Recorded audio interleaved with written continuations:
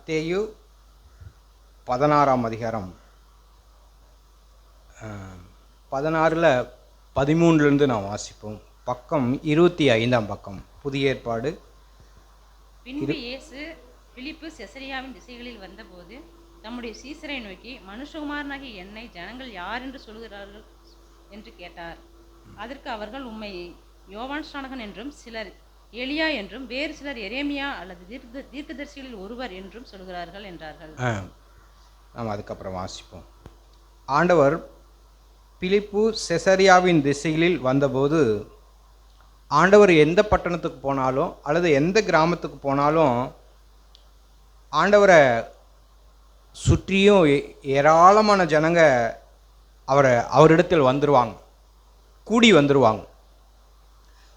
ஆண்டவரிடத்தில் ஆண்டவரை தேடி ஆண்டவரிடத்தில் வந்துடுவாங்க. இப்படி தான் பிலிப்பு செசரியா திசைக்கு வந்தபோது ஏராளமான ஜனங்க அவரிடத்தில் இருந்தாங்க. அப்படி இருக்கும்போது ஆண்டவர் ஒரு கேள்வியை கேட்குறார். என்ன கேள்வினா,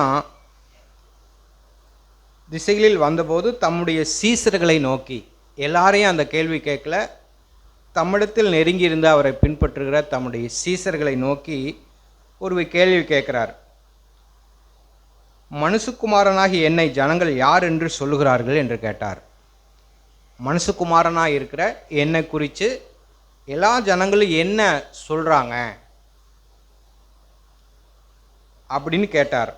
அதற்கு அவர்கள் 14 வசனம் 14, அதற்கு அவர்கள், சிலர் உம்மை யோவான் ஸ்நானகன் என்றும், சிலர் பேர் என்ன நினைக்கிறாங்கன்னா ஆண்டவரை குறித்து யோவான் ஸ்நானகன் என்றும், சிலர் எலியா என்றும், வேறு சிலர் எரேமியா அல்லது தீர்க்கதரிசிகளில் ஒருவர் என்று சொல்கிறார்கள் என்றார்.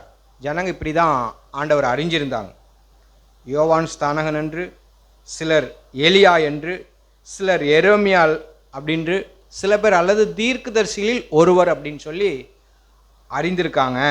இப்படி தான் ஜனங்க சொல்லிக்கிறாங்க அப்படின்னு ஜனங்களுடைய நிலைமையை குறித்து ஆண்டவர் அறிஞ்சுக்கிறார். அதுக்கப்புறம் ஆண்டவர் கேட்குறார். அப்பொழுது அவர், நீங்கள் என்னை குறித்து யார் என்று சொல்கிறீர்கள் என்று கேட்டார். ஜனங்க வேணால் அப்படி சொல்லட்டும், ஆனால் நீங்கள் என்னை குறித்து என்ன நினைக்கிறீங்க அப்படின்னு கேட்குறார். தன்னோடு கூட தன்னை பின்பற்றுகிற நெருங்கி இருக்கிற அந்த சீசர்களை பார்த்து கேட்குறார். ஜனங்க வேணால் யோவான் ஸ்நானகன் சொல்லட்டும், தீர்க்கதரிசியில் ஒருவர்னு சொல்லட்டும், எரேமியான்னு சொல்லட்டும், எலியான்னு சொல்லட்டும், நீங்கள் என்னை குறித்து என்ன நினைக்கிறீங்க அப்படின்னு கேட்குறார். நமக்கும் நம்முடைய வாழ்க்கையில் இந்த கேள்விக்கு நாமளும் பதில் சொல்லணும். உலகம் இயேசுவை அறிந்திருக்கு, இயேசு ஒரு தேவன் அப்படின்னு அறிந்திருக்காங்க. எத்தனையோ கிறிஸ்தவர்கள், கிறிஸ்துவை அறியாதவர்கள், அஞ்ஞானிகள் இயேசுவை அறிஞ்சிருக்காங்க. இந்த கேள்வியை அவங்ககிட்ட கேட்டால், இயேசு யாருன்னு கேட்டால் அவர் ஒரு தேவன் அப்படின்னு சொல்லுவாங்க. ஆனால் அந்த கேள்வி நம்மளை பார்த்து கேட்கும்போது, நம்ம ஆண்டவரை எப்படி அறிந்திருக்கிறோம்? நம்ம எல்லாரும் சபை கூடி வரோம், எல்லாருமே ஆண்டவரிடத்தில் வந்திருக்கோம். ஆனால் ஆண்டவரை நம்ம சரியாக அறிந்திருக்கிறோமா? ஆண்டவரை நம்முடைய இருதயத்தில் சரியாக நம்ம பிடிச்சிருக்கிறோமா? அவர் எப்படிப்பட்டவர் அப்படிங்கிறத நம்ம அறிந்திருக்கிறோமாங்கிறதா நான் கேள்வி. அங்கே என்ன சொல்கிறாருன்னா, நீங்கள் என்னை யார் என்று நீங்கள் என்னை யார் என்று சொல்லுகிறீர்கள் என்று கேட்டார். அதற்கு சீமோன் பேதுரு 16 சீமோன் பேதுரு பிரதித்திரமாக, நீர் ஜீவனுள்ள தேவனுடைய குமாரனாகிய கிறிஸ்து அப்படின்றார். அவர் என்ன சொல்கிறாருன்னா, நீர் ஜீவனுள்ள தேவனுடைய குமாரனாகிய கிறிஸ்து. நீர் யாருன்னா, நீர் ஜீவனுள்ள தேவகுமாரனாகிய கிறிஸ்து அப்படிங்கிறார். இப்போ நம்முடைய வாழ்க்கையிலும் நம் மிக முக்கியமாக அநேக காரியங்களை நம்ம அறிந்திருக்கிறோம், அநேக சத்தியங்களை நாம் அறிந்திருக்கிறோம். ஆனால் மிக முக்கியமான சத்தியத்தை நாம் பேசிக்காக அடிப்படையாக இருக்கிற சத்தியத்தை நம்ம அறியாமல் கூட பல வருடங்களாக நம்ம உட்கார்ந்துருக்க முடியும். அது என்னன்னா, அவர் ஜீவனுள்ள தேவகுமாரனாகிய கிறிஸ்து, அவர் தான் உண்மையான கிறிஸ்து. என்னை விடுவிக்க வந்தவர், என்னை ரட்சிக்க வந்தவர், எனக்கு எல்லாம் அவரால் கிடைத்தது, அவர் மூலமாய் உண்டாச்சு அப்படிங்கிற அந்த சத்தியத்தை அவர் ஜீவனுள்ள தேவகுமாரனாகிய கிறிஸ்து. அப்படின்னா ஜீவன் இல்லாத தேவன் உண்டு, ஜீவன் இல்லாத சக்தி உண்டு. ஆனால் இவர் யாருன்னா ஜீவனுள்ள தேவகுமாரனாகிய கிறிஸ்து அப்படிங்கிறார். இதை அவர் அப்படி சொன்ன உடனே ஆண்டவர் அதுக்கு பதில் சொல்றார்.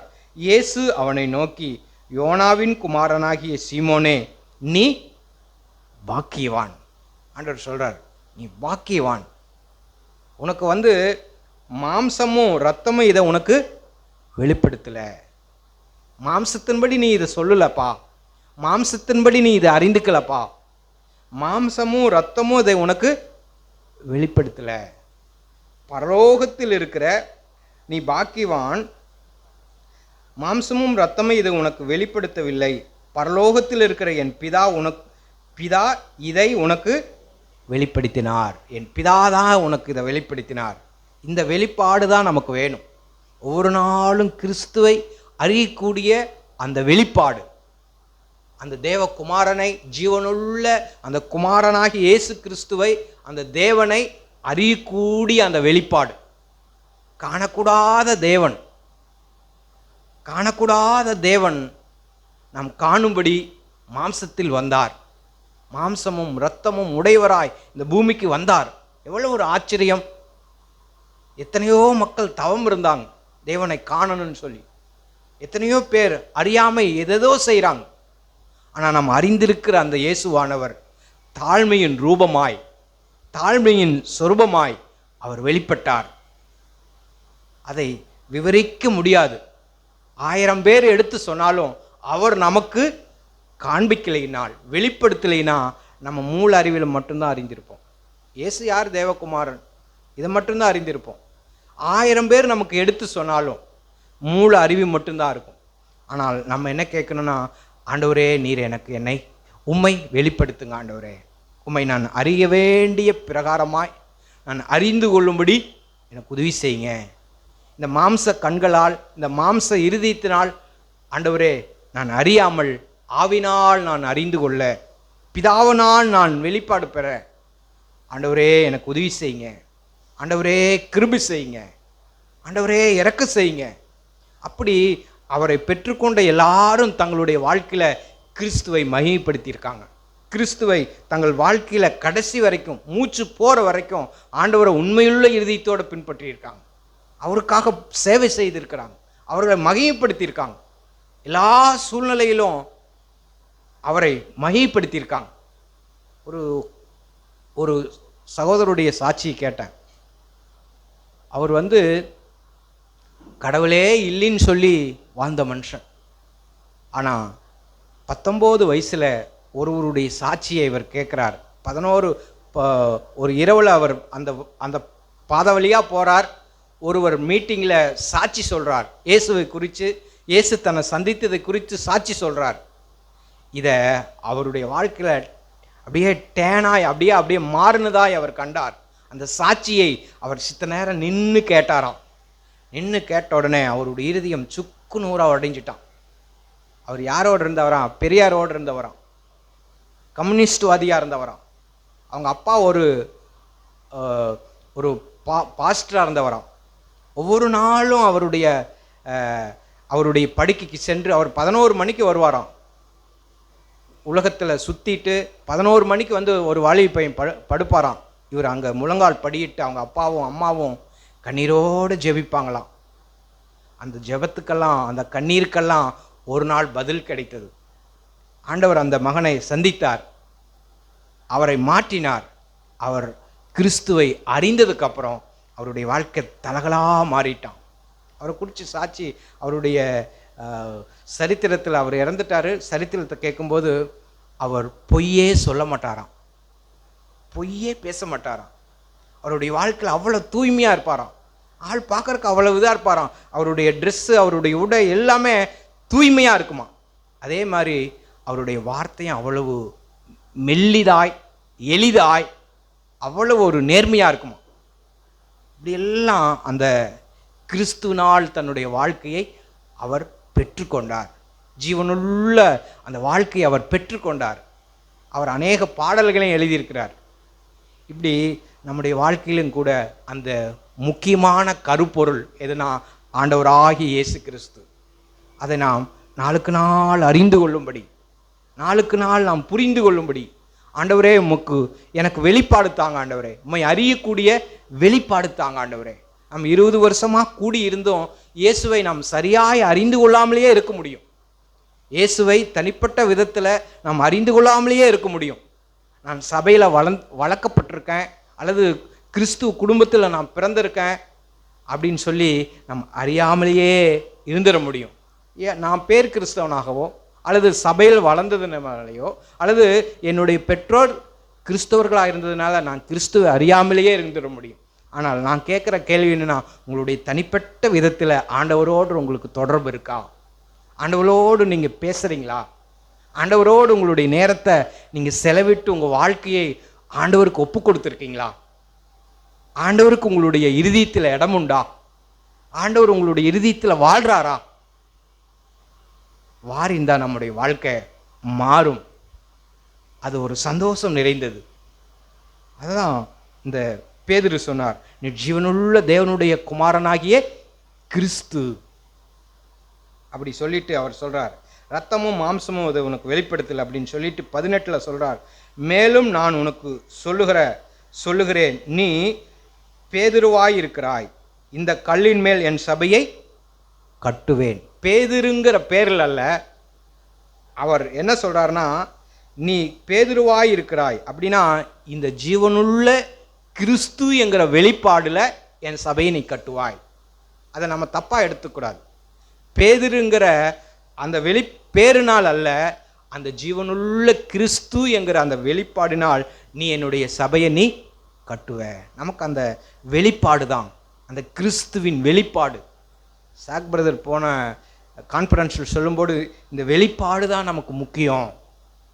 இந்த ஜீவனுள்ள கிறிஸ்து அப்படிங்கிற அந்த வெளிப்பாடு, அவரை அறிகிற அந்த வெளிப்பாடில் தான் சபை கட்டப்படணும்.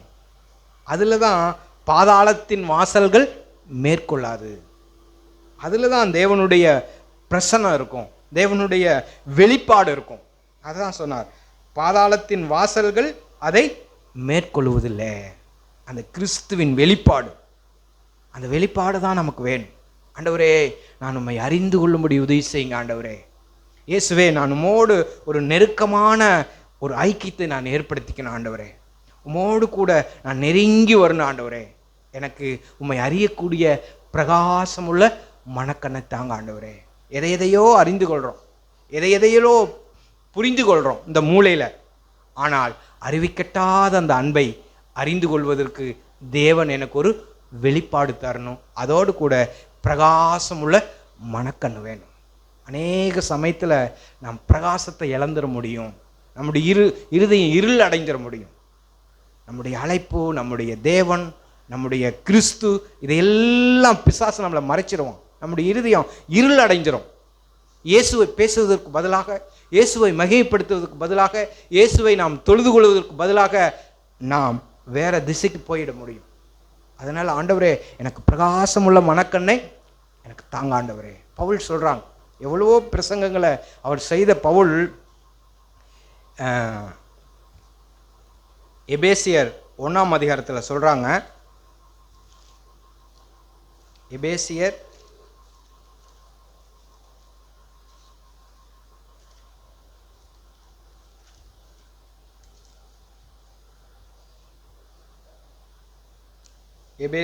1:17, பக்கம் 264.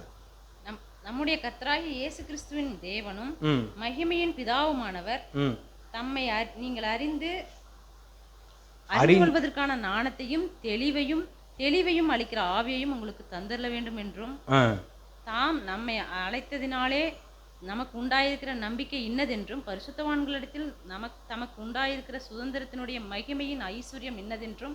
போதும். இந்த 17 நான் வாசிக்கிறேன். என்னன்னா, நம்முடைய கர்த்தராகிய இயேசு கிறிஸ்துவின் தேவனும் மகிமையின் பிதாவானவர் தம்மை நீங்கள் அறிந்து கொள்வதற்கான, என்ன சொல்றாருன்னா, இயேசு கிறிஸ்து பிதாவாகி தேவன், அந்த மகிமையின் பிதாவானவரை தம்மை நீங்கள் அறிந்து கொள்வதற்கு என்ன வேணும்னா, ஞானத்தையும் தெளிவையும் அளிக்கிற ஆவியை உங்களுக்கு தந்தரல வேணும். ஆண்டவரே, நான் உம்மை ஞானமாய் அறிந்து கொள்ளணும். ஆண்டவரே, ஒரு மனுஷன் ஒரு புதையலை கண்டுபிடிச்சா அதை குறிச்சே யோசனை பண்ணுற மாதிரி, ஆண்டவரே உம்மை குறித்து அறிகிற அறிவு, அந்த ஞானம் எனக்கு வேணாப்பா. அடுத்தபடி தெளிவு, அடுத்தபடி ஆவி உங்களுக்கு தந்தரல வேண்டும் அப்படின்னு சொல்லிட்டு இங்கே சொல்கிறார் 19. தாம் கிறிஸ்துவை மரித்தோழ்ந்து எழுப்பி அவரிடத்தில் நடப்பித்த தமது பலத்த சத்துவத்தின் வல்லமையின்படியே. ஒரு மனுஷன் மரித்து உயிரோடு எழுகிறது எவ்வளோ பெரிய ஆச்சரியம். ஆண்டவராக இயேசு கிறிஸ்து மரித்தார், தேவனுடைய வல்லமையின்படியே உயிர்த்தெழுந்தார்.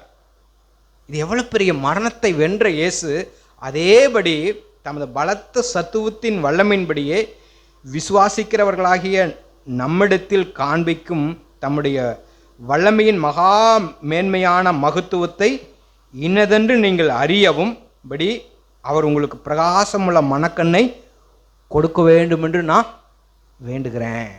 எப்படிப்பட்ட கண்ணுனா, பிரகாசமுள்ள மனக்கண். அந்த பிரகாசமுள்ள மனக்கண்ணை எதுக்கு? ஆண்டவரை நான் அறிந்து கொள்ளணும், ஆண்டவரை நான் தெளிவாக அறிந்து கொள்ளணும். ஆண்டவரே, நான் உண்மை அறிந்து கொள்ளணும்ப்பா. எனக்கு மனக்கண் பிரகாசமாக இருக்கணும். ஆண்டவரே, எதெதுக்கோ அறிவு இருக்குது, எதெதுக்கோ பிரகாசம் இருக்குது. ஆண்டவரே, உண்மை அறிகிற அறிவு எனக்கு வேணும். ஆண்டவரே, அதுக்கு பிரகாசம் வேணும். ஆண்டவரே இயேசுவே, நீங்கள் எனக்கு உதவி செய்யுங்க. பவுல் அதான் வேண்டிக்கிறாங்க. எவ்வளவோ சத்தியங்களை போதித்தாங்க, எவ்வளவோ வார்த்தைகளை, நிருபங்களை, 13 நிருபங்களை எழுதினார். அவர் எல்லா வார்த்தையும் சொல்லிட்டு, நான் உங்களுக்காக வேண்டிக்கிறேன், அவரை அறிய வேண்டிய பிரகாரம் நீங்கள் அறிந்து கொள்ளணும். அதுக்கு தேவன் தாமே உங்களுக்கு பிரகாசம் உள்ள ஆண்டவரே ஒரு பிரகாசத்தை தாங்க. ஆண்டவரே, என்னுடைய இருதயம் ஒரு இருட்டறையாக இருக்கக்கூடாது. ஆண்டவரே, ஒரு பிரகாசம் நிறைந்ததான், உம்மை அறிந்து கொள்ளக்கூடிய, இயேசுவை அறிந்து கொள்ளக்கூடிய அந்த அறிவை தாங்க. ஆண்டவரே, நமக்கு ஒரு வெளிப்பாடு வேணும். எத்தனையோ வார்த்தைகளை கேட்குறோம், எவ்வளவோ சத்தியங்களை யூடியூப்பில் கேட்குறோம், எவ்வளவோ காரியங்களை செய்கிறோம். அதுக்கு எல்லாமே கரும்பொருள் என்னன்னா, இயேசு கிறிஸ்துவை அறிவது, அந்த தேவனை, மெய்யான தேவனை அறிவது, அந்த ஜீவனில் நாம் பங்கு கொள்வது. அதற்கு மாறாக நம்ம எது செய்தாலும் அது வெறுமை. பவுல் சொல்றார், எல்லாத்தையும் நான் குப்பையாக என்றேன், உலகத்தில் இருக்கிற எல்லாத்தையும் நான் குப்பையாக என்றேன், ஒன்னே ஒன்றுக்காக, அந்த ஆண்டவராகிய இயேசு கிறிஸ்துவை அறிகிற அறிவின் மேன்மைக்காக மற்றது எல்லாத்தையும் குப்பையான்ற. ஆண்டவரே, நம்முடைய இருதயத்தில் அவரை நாம் அறிந்து கொள்ளணும், இயேசுவை அறிந்து கொள்ளணும். அதுக்காக தான் ஆண்டவர் நம்ம எல்லாரையும் அழைக்கிறார். நம்ம எல்லாருக்கும் அவர் நமக்கு பிரகாசமுள்ள மனக்கண்ணை தரணும். நம்மை அறிந்து கொள்ளட்டும். ஆண்டவரே இயேசுவே, உம்மை நான் அறிந்து நான் பிரகாசத்தோடு உம்மை பின்பற்ற விரும்புகிற ஆண்டவரே, இப்படிப்பட்ட அறிவு நமக்கு வேணும். அடுத்தபடி நம்ம எல்லாரையும் அவர் கூட்டி சேர்க்கிறார். நான் வாசிக்கிறோம், இந்த முழு வேதகத்திலையும் ஒரே ஒரு கருப்பொருள் இருக்குன்னா, ஆண்டவராகிய இயேசு கிறிஸ்து. முழு வேதகத்தில் நீங்கள் எந்த பகுதியை வாசித்தாலும் அதை கரும்பொருளாய் கொண்டு, ஆண்டவரே நீங்கள் எனக்கு கற்றுக் கொடுக்க வேண்டிய பாடம் என்னன்னா, இயேசுவை நான் அறியணும். ஆண்டவரே, இயேசுவுக்கு என்னுடைய வாழ்க்கையை தத்தம் செய்யணும். ஆண்டவரே, உமக்காக நான் ஒரு வாழ்க்கை வாழணும். ஆண்டவரே, அநேகர் நம்ம வேதத்தை வாசித்தாலும் அந்த இயேசுவினுடைய சுபாவத்தை, இயேசுவினுடைய அந்த சாயலை நாம் பெற்றுக்கொள்ளும்படி நாம் பிரயாசப்படணும். அந்த பரிசேயர்களும் சதிசேயர்களும் வேதத்தை வச்சுருந்தாங்க, ஆனால் எதை அறியலைன்னா ஆண்டவர் அறியலை. அவங்க சனிக்கிழமை தோறும் ஆலயத்துக்கு போனாங்க, சரங்காச்சாரமாக எல்லா வற்றிலையும் தசம்பாகம் செலுத்தினாங்க, எல்லாமே செய்தாங்க. ஆனால் இயேசுவை அவங்க அறியலை. இயேசு அறியாத வாழ்க்கை. அதான் ஆண்டவர் சொன்னாங்க, அந்த மத்தேயு 23:13.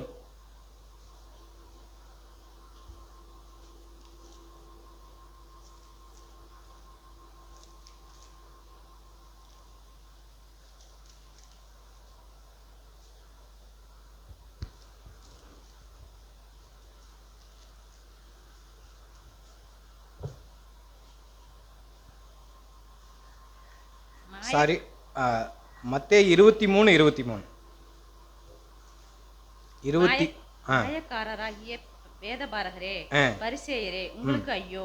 நீங்கள் ஒத்தலாமிலும் வெந்தயத்திலும் ஜீரகத்திலும் தசமபாகம் செலுத்தி நியாயப்பிரமாணத்தில் கற்பித்திருக்கிற விசேஷத்தவளாகிய நீதியையும் இரக்கத்தையும் விசுவாசத்தையும் விட்டுவிட்டீர்கள். இவைகளையும் செய்ய வேண்டும், அவைகளையும் விடாதிருக்க வேண்டுமே. ஆண்டவர் சொல்றார், நியாயப்பிரமாணத்தில் கற்பித்திருக்கிற விசேஷித்தமானவைகள் அப்படின்னா, இந்த நியாயப்பிரமாணம், தேவனுடைய புஸ்தகம், தேவனுடைய வார்த்தை ஒரு விசேஷத்தமானவைகளை நமக்கு சொல்லுது, நமக்கு போதிக்குது. அது என்னன்னா நீதி, அடுத்தபடி இரக்கம். நீதி, இரக்கம், அடுத்தபடி விசுவாசம். இதில் நம்ம எதை கற்றுக்கணும் அப்படின்னா நீதி. நீதினா என்ன? ஒரு கேள்வி. தூங்குறவங்களுக்கு ஒரு கேள்வி, நீதினா என்ன? ஆண்டவராகிய இயேசு கிறிஸ்து, அவர் தான் நம்முடைய நீதி.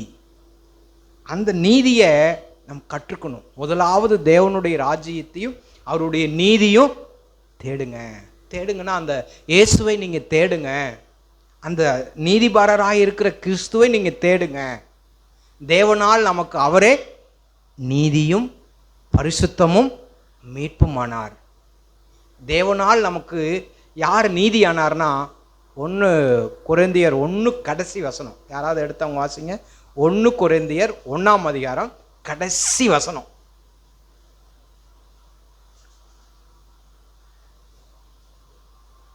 கடைசி அவரே தேவனால் நமக்கு ஞானமும் பாயிண்ட் அங்க எவ்வளவு ஒரு வசனம் வருது பாருங்க. அவரே நமக்கு தேவனால், அவரே தேவனால் நமக்கு ஞானமும் நீதியும் பரிசுத்தமும் மீட்புமானார். அப்படின்னா நம்முடைய நீதியை இங்கே என்ன நம்ம கற்றுக்கணும் அப்படின்னா, நியாயப்பிரமாணத்தில் வேத வார்த்தையில் நம்ம என்ன கற்றுக்கணும் அப்படின்னா நீதி. அந்த நீதி யாருன்னா இயேசு கிறிஸ்து, அவரை நம்ம கற்றுக்கணும். அடுத்தது இரக்கம். இரக்கம், அவர் எப்படி வந்தாருன்னா அந்த உலகத்துக்கு கிருபையும் சத்தியமும் இரக்கமும் நிறைந்தவராய் உலகத்தில் வந்தார். அவரை நான் கற்றுக்கணும் ஆண்டவரே. இந்த ரெண்டும் இல்லை. அடுத்தபடி விசுவாசம். விசுவாசம், வேதத்தை வாசிக்கும் போது நமக்கு என்ன வரணும்னா விசுவாசம் வரணும், தைரியம் வரணும், உற்சாகம் வரணும். அந்த விசுவாசத்தை நம்ம கற்றுக்கணும். நம்ம அதை தெளிவாய் அறிந்து கொள்ளணும். ஆண்டவரே, இதெல்லாம் நான் அறிந்து கொள்ளட்டும் ஆண்டவரே. அது இல்லாமல் நான் பல மணி நேரம் வேதத்தை வாசித்து நான் ஒரு பரிசேயனா போயிட முடியும்.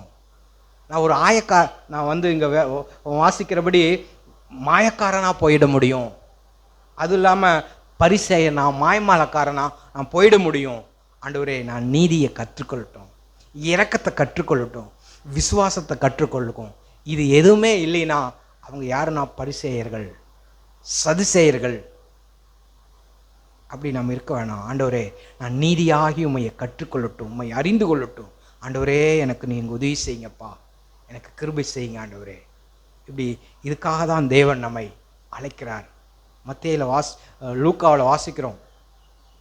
அந்த மேய்ப்பர்களிடத்தில் ஆண்டவர் கூப்பிடுறார். உங்களுக்குன்னு தாவீது ஊரில் ஒருத்தர் பிறந்திருக்கிறார், துணியில் சுற்றி இருக்கிறார், வந்து பாருங்க அப்படிங்கிறார்.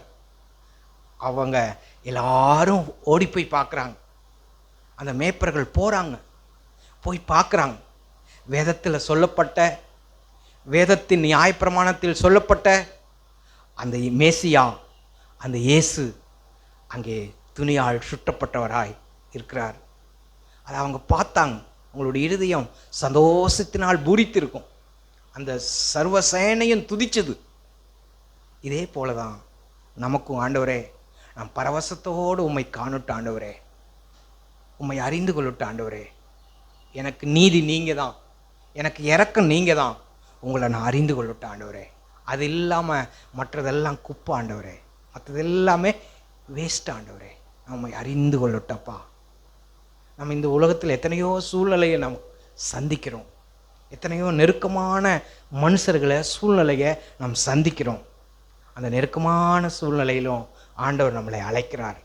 வருத்தப்பட்டு பாரம் சுமக்கிறவர்களே, நீங்கள் எல்லாரும் என்னிடத்தில் வாங்க, என்னிடத்தில் வாங்க. அந்த மேய்ப்பர்களுக்கு சொல்லப்பட்ட அழைப்பு போல அவங்க கூடியிருக்கிற ஒவ்வொருவருக்கும் அழைக்கிறார். நீங்கள் எல்லாரும் என்னிடத்தில் வாங்க. ஒரு சூழ்நிலை உங்களுக்கு நெருக்கமாக இருக்குது, குழப்பமாக இருக்குது, அல்லது வீட்டில் பிள்ளைகள் மத்தியில் எத்தனையோ பாரங்கள் இருக்குது. ஆனால் ஆண்டவர் என்ன சொல்கிறாருன்னா, நீங்கள் பாரத்தில், சூழ்நிலையில், குழப்பத்தில் நீங்கள் பயப்பட வேண்டாம். எல்லாரும் என்னிடத்துல வாங்க, நான் உங்களுக்கு இளைப்பாறுதல் தர்றேன், நான் உங்களுக்கு சமாதானத்தை தர்றேன். என் நுகம் லகுவாக இருக்கும், என்னுடைய சுமை லகுவாக இருக்கும்.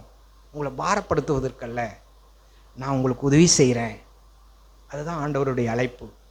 நீங்கள் ஒவ்வொரு சமயமும் உங்களுக்கு குழப்பமாக இருக்கும் போதெல்லாம், உங்களுடைய சூழ்நிலை கஷ்டமாக இருக்கும் போதெல்லாம், நீங்கள் பாரப்படும் போதெல்லாம், உங்கள் மனசு கஷ்டமாக இருக்கும் போதெல்லாம் அவர் சமூகத்தில் போய், ஆண்டவரே நான் இந்த சூழ்நிலையில் இருக்க ஆண்டவரே, இயேசுவே இந்த சூழ்நிலையில் நான் இருக்க ஆண்டவரே, நீங்கள் எனக்கு உதவி செய்யுங்க, என்னுடைய பாரத்தை எல்லாம் உங்கள் மேலே வச்சிடறேன் ஆண்டவரே, என்னுடைய பிரச்சனையெல்லாம் உங்கள் மேலே வச்சிடறேன் ஆண்டவரே, நீங்கள் பார்த்துக்குங்க, உம்மிடத்தில் நான் வர்றேன் அப்படின்னு வந்துட்டோம்னா ஆண்டவர் நிச்சயமாக உண்மையாலுமே அவர் பிரச்சனையை மாற்றுறதை நம்முடைய வாழ்க்கையில் பார்க்க முடியும்.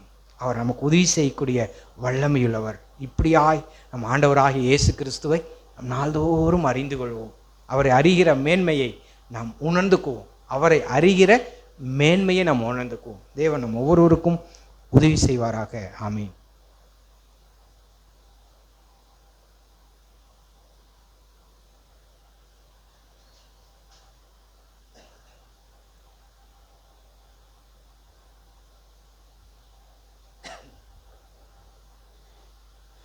தேவன் பேசிய ஜீவனுள்ள வார்த்தைகளுக்கு நான் மிகவும் நன்றி செலுத்துகிறேன். மத்தேயு எழுதின சுவிசேஷம் 16ஆம் அதிகாரம் 16-13 நாம் செய்தியை கேட்டோம்.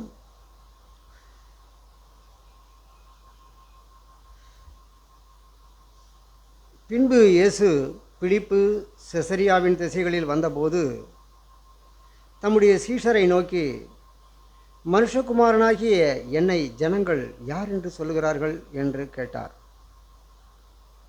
இது ஒரு முக்கியமான கேள்வி பிரியமானவர்களே. ஆண்டவர் அடிக்கடி தன்னை சோதித்தும் பார்த்து கொள்வார். அவர் எல்லாரையும் பார்த்து கேட்கல, கேட்டோம் இல்லையா? தம்முடனே கூட இரவும் பகலும் தன்னுடைய தங்கியிருந்த தன்னுடைய சீஷர்கள் எல்லாற்றையும் விட்டுவிட்டு அவரோட கூட வந்த தம்முடைய சீஷர்களை பார்த்து அவர் கேட்கிறார். என்ன கேட்கிறார்? தம்முடைய சீஷர்களை நோக்கி, மனுஷகுமாரனாகிய என்னை, நான் யார் தெரியுமா? மனுஷகுமாரனாகிய என்னை ஜனங்கள் யார் என்று சொல்லுகிறார்கள் என்று கேட்டார்.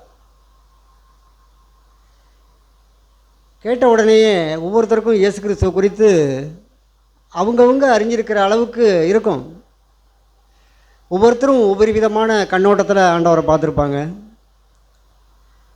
அப்போ அதற்கு அவர்கள், சிலர் உம்மை யோவான் ஸ்நானகன் என்றும், சிலர் எலியா என்றும், வேறு சிலர் எரேமியா அல்லது தீர்க்கதரிசிகளில் ஒருவர் என்றும் சொல்லுகிறார்கள் என்றார்.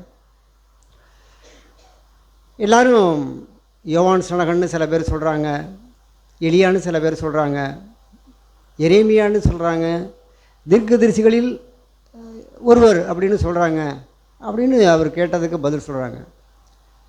அதுக்கு ஆண்டவர், அப்பொழுது அவர் நீங்கள் என்னை யார் என்று சொல்லுகிறீர்கள் என்று கேட்டார். சரி, அவங்கெல்லாம் சொன்னால் சொல்லிட்டு போட்டோம், ஆனால் என்னை பற்றி நீங்கள் என்ன நினைக்கிறீங்க அப்படின்னு கேட்குறாங்க. அதற்கு மற்ற சீஷர்கள்லாம் சொல்கிறதுக்கு முன்னாடியே சீமோன் பேதுரு பிரயுத்தரமாக, நீர் ஜீவனுள்ள தேவனுடைய குமாரனாகிய கிறிஸ்து என்றான். சட்டன்னு அவன் துள்ளி குதித்து அவன் சொல்லுகிறான், நீர் ஜீவனுள்ள தேவனுடைய குமாரனாகிய கிறிஸ்து என்றான். இயேசு அவனை நோக்கி, யோனாவின் குமாரனாகிய சீமோனே, நீ பாக்கியவான். எல்லார போலவும் நீ இல்லை. மற்றவங்கெல்லாம் என்ன சொன்னாங்க? எலியான்னு சொன்னாங்க, சில பேர் யோவான் ஸ்நானகன்னு சொல்கிறாங்க, சில பேர் எரேமியான்னு சொல்கிறாங்க, சில தீர்க்கதரிசிகளில் ஒருவர்னு சொல்கிறாங்க. ஆனால் நீ பாக்கியவான். யோனாவின் குமாரனாகிய சீமோனே, நீ பாக்கியவான். இதை மாம்சமும் இரத்தமும் இதை உனக்கு வெளிப்படுத்தவில்லை. இது உனக்கு தெரிஞ்சிருக்கிற மூல அறிவை வச்சுல நீ பேசலை. பரலோகத்தில் இருக்கிற பிதா, பரலோகத்தில் இருக்கிற என் பிதா இதை உமக்கு வெளிப்படுத்தினார். இது யார் வெளிப்படுத்தினது? பரலோகத்தில் இருக்கிற என் பிதா தான் வெளிப்படுத்தியிருக்கிறார். மேலும் நான் உனக்கு சொல்கிறேன், நீ பேதுருவாய் இருக்கிறாய். இந்த கல்லின் மேல் என் சபையை கட்டுவேன், பாதாளத்தின் வாசல்கள் அதை மேற்கொள்வதில்லை. அது மட்டுமல்ல, பரலோகத்தின் திறவுகோல்களை நான் உனக்கு தருவேன். பூலோகத்திலே நீ கட்டுகிறது எதுவோ அது பரலோகத்திலும் கட்டப்பட்டிருக்கும், பூலோகத்திலே கட்டவிழ்ப்பது எதுவோ அது பரலோகத்திலும் கட்டவிழ்க்கப்பட்டிருக்கும் என்றார். ஆம் பிரியமானவர்களே, நாம் நம்முடைய ஆண்டவரை எப்படி அறிந்திருக்கிறோம்? அவரை அறிந்திருக்கிறோம் என்று சொன்னால், அவரை திரளான ஜனங்கள் அவருக்கு பின் சென்றார்கள். ஆனால் அவர் எல்லாரையும் பார்த்து பேசவில்லை. தம்முடைய சீஷர்களை பார்த்து தான் அடிக்கடி அவர் காரியங்களை சொல்வார். ஆனால் எல்லார போலவும் சீஷர்கள் இயேசுவை பின்பற்றல. அவர்களெல்லாம் வியாதிக்காகவும் தன்னுடைய தேவைகளுக்காகவும் தான் அவரை பின்பற்றினார்கள். ஆனால் தம்முடைய சீஷர்கள் எல்லாவற்றையும் விட்டு அவர் எங்கே போனாலும் அவரை பின்தொடர்ந்தார்கள். ஆனால் எலியா சொன்னது போல, எலியாவை எலிசா பின்தொடர்ந்தது போல, நான் பெத்தேல் மட்டும் போயிட்டு வரேன்னு சொன்னால் நானும் அங்கே வருவேன், நீ இங்கேயே தங்கியிரு, நான் யோர்தான் வரைக்கும் போகிறேன்னு சொன்னால் நான் அங்கேயும் வர்றேன் அப்படின்னு சொல்லி தொடர்ந்து போய் தான் அந்த எலியாவினுடைய ஆவியை இரட்டிப்பாய் எலிசா பெற்றுக்கொண்டார். நான் சபைக்கு வந்திருக்கலாம், ஏதோ ஒரு காரணத்துக்காக நம்முடைய சபைக்கு வந்ததனுடைய நோக்கம் ஒரு சில வியாதிக்காக நாம் ஆண்டவரிடத்தில் வந்திருக்கலாம். அவர்களுடைய வந்ததனுடைய காரியம் பார்த்தோம்னு சொன்னால் வந்திருக்கிறோம். ஆனால் நாம் ஆண்டவரை கிட்டி சேர்ந்திருக்கிறோமா? அவரை அறிந்திருக்கிறோமா? அவரை யாரென்று நினைத்திருக்கிறோம்? பேதுரு சொன்னார், நீர் ஜீவனுள்ள தேவனுடைய குமாரனாகிய கிறிஸ்து என்று காண்கிறேன். அந்த வெளிப்பாட்டை அந்த பேதுரு பெற்றார். பிரியமானவர்களே, நம்முடைய வாழ்க்கையிலும் இயேசு கிறிஸ்துவை அறிகிற அறிவு, ஏனோதானு போனால் அவரை பார்க்க முடியாது, அவருடைய சத்தத்தை கேட்க முடியாது. அந்த யாக்கோபு போராடினது போல அவன் போராடினான். நீர் என்னை ஆசீர்வதித்தால் ஒழிய நான் உன்னை விடமாட்டேன். இப்போ எனக்கு நெருக்கமான சூழ்நிலை இருக்குது. என்னுடைய அண்ணன் என்னை துரத்தி கொண்டு கொண்டிருக்கிறான். கோலும் தடியுமாக தான் அந்த யோர்தானை கடந்து போனேன். இவைகளெல்லாம் உம்மால் உண்டானது தான். இப்போ எல்லாம் அது எனக்கு ஒன்றும் புண்ணியம் கிடையாது. நீ இந்த ஏசாவுக்கு முன்பாக இதெல்லாம் ஒன்றுமே கிடையாது அப்படின்னு சொல்லி தன்னுடைய வாழ்க்கையில் நீர் ஆசீர்வதித்தால் ஒழிய நான் உன்னை விடமாட்டேன்னு சொல்லி அவன் தேவனோடு அவன் போராடி அவன் மேற்கொண்டான். இதுதான் நாம் ஒரு காரியத்தில் ஆண்டவரை தேடுவோமானால், ஏனோ தானோ என்று தேடுவோமானால் அவரை பார்க்கவே முடியாது. நான் வேதத்தில் எத்தனையோ பேரை வாசிக்கிறோம். அன்னாள் ஜெபித்தாள், எல்லார போலையும் அவள் ஜெபிக்கவே இல்லை. அவளுடைய உதடுகள் அசைந்தது, அவளுடைய இருதயம் தேவனோடு பேசியது. அன்னைக்கு தான் ஜெபித்தா. அவன் புருஷன் எவ்வளவோ அவளுக்கு ஃபேவராக தான் இருந்தான். 10 குமாரரை பார்க்கிலும் நான் உனக்கு மேலாக நான் உனக்கு செய்கிறேன், அவர்களுக்கு செய்வதை காட்டிலும் ரெட்டிப்பாய் செய்கிறேன், நீ ஏன் இப்படி அண்ணாலே ஏன் இப்படி அழுகிறாய், பயப்படுற அப்படின்லாம் சொல்கிறான். இல்லை, அவளுக்கு ஒரு பாரம் இருந்தது. தன்னுடைய சக்களத்தை நித்தமும் என்னை அவள் அவமானப்படுத்துகிறாள், விசனப்படுத்துகிறாள்னு சொல்லி அவள் பாரம் உள்ளவளாய் அந்த ஏலியினுடைய ஆசனத்தில் அமர்ந்திருக்கும் பொழுது அவள் தேவனோடு பேசினாள். ஆனால் ஏலியினால் கூட ஆசாரியனால் அந்த அன்னாளை புரிந்து கொள்ள முடியவில்லை. நீ எந்த மட்டும் வெறித்திருப்பாய் என்று கேட்டான். ஆனால் அவளோ சொல்கிறாள், நான் மனக்கிலேசமுள்ள ஒரு ஸ்திரீ, நான் வெகு விசாரத்தோடு வந்திருக்கிறேன், அடியேளை பேலியாளின் மக்களாய் எண்ணாதரும் அப்படின்னு சொல்லி அவன் தன்னை விளக்குகிறாள். ஆனால் அவன் சொல்கிறான், நீ போ, நீ எதுக்காக நீ தேவனிடத்தில் வேண்டிக் கொண்டாயோ அது நடக்கும்னு சொல்லி. ஆனால் அது முதல் அவள் துக்கமுகமாக இருக்கவில்லை. நான் ஆண்டவரை தேடுறதுலையும் நான் அர்த்தத்தோடு தேடணும். ஏனோ தானன்ட்டு அவரிடத்துல வர, நீர் ஆசீர்வதித்தால் ஒழிய நான் விட மாட்டேன்.